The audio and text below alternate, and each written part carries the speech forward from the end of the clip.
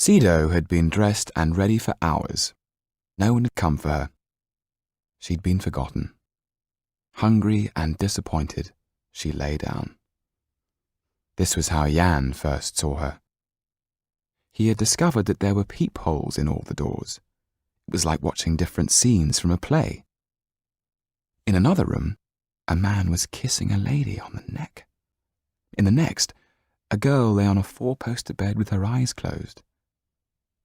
Jan felt drawn to her, certain that she wouldn't cry out if he were to venture in. He pushed against the door, and it opened silently. Not wishing to wake her, he sat down and waited for her to stir.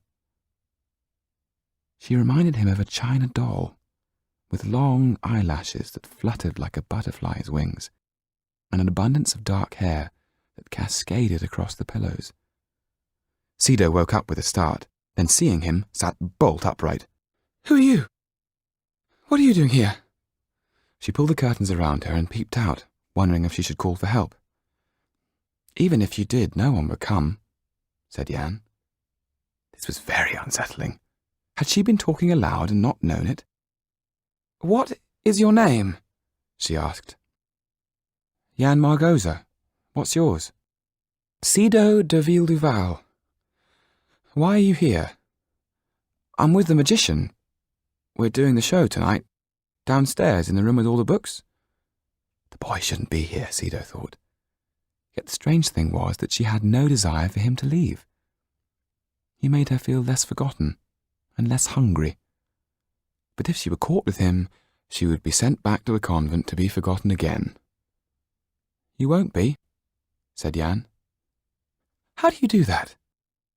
Know what I'm thinking?"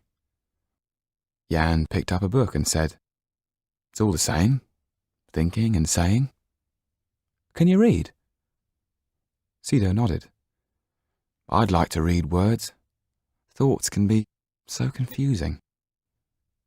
"Why does this house have secret corridors?" "My father had the corridors built because he doesn't like to see the servants. I think you should leave." Jan knew he should, but there was something intriguing about this girl that made him forget the reason he had gone off exploring. He smiled at her. "There's no need to worry. No one will come for you until the show begins." This was a strange boy indeed. It was like being in church and feeling that you were opened up and all of you could be seen. When there was a sharp knock on the door, Sido's heart nearly missed a beat. Then she realized that the boy with the all-seeing eyes had vanished. So it was that on the last stroke of midnight the scene was set. All that was keeping the performance from beginning was the late arrival of the Marquis. The guests were waiting, as an argument broke out between two of their party, a cardinal and an intensely earnest-looking young man called Louis de Jonquière.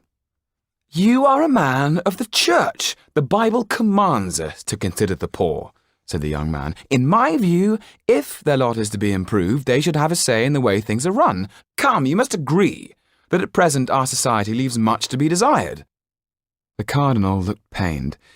"My ancestors fought to make this country what it is. We are a great nation, the envy of the world. You surely do not imagine this has been achieved by the people. It is our duty to retain our position and lead the way." "But the nobility cannot be relied upon," said Louis de Jonquière. "We are not going to change our ways in order to put bread on the tables of the starving. Look what has happened in America. The people rid themselves of English sovereignty, and now, with our help, it is a republic. Many of my friends would argue that absolute monarchy is dead." The cardinal's cheeks were now as red as his silk gown. "Society," he said haughtily, "will have to evolve, and that, monsieur, will take time. But why should the poor pay for the privileges of the rich? They are so many, and we are so few," said Louis de Jonquière passionately. Count Kaliowski, who was enjoying watching the cardinal's discomfiture, interrupted with a laugh. "Enough, enough," he said.